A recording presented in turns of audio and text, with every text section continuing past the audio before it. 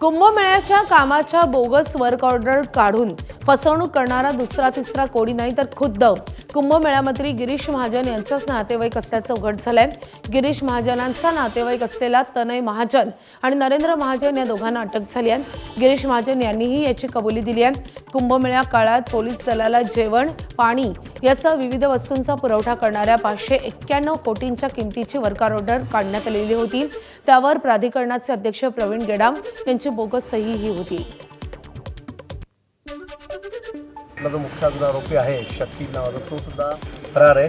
अजून 5-6 आरोपीच्या मध्ये आहेत। एक माझा दूरचा नातेवाईक आहे, पण तो फार वाया गेलेला सुरुवातीपासून पुढे पण त्याच्यावर अशा पद्धतीने गुन्हे दाखल झालेले आहेत। काय नाव तनय महाजन या ठिकाणी म्हणून कार्यकर्ता नाहीच आहे तो, पण तो फार गॉन केस आहे हे सगळ्या गावाला माहिती आहे। आणि म्हणून त्यांनी आणि 2-3-4 जणांनी मिळून अजून 3-4 जणांच्या मध्ये आहेत। त्यांची नावं CP साहेबांनी मला सांगितलेली आहेत, त्यांच्याकडून निघालेली आहेत। मला वाटतं 7-8 लोक यामध्ये सापडतील अशी शक्यता आहे। त्यांच्यावर अतिशय कडक कारवाई केली जाईल। ABP माझा, उघडा डोळे बघा नीट।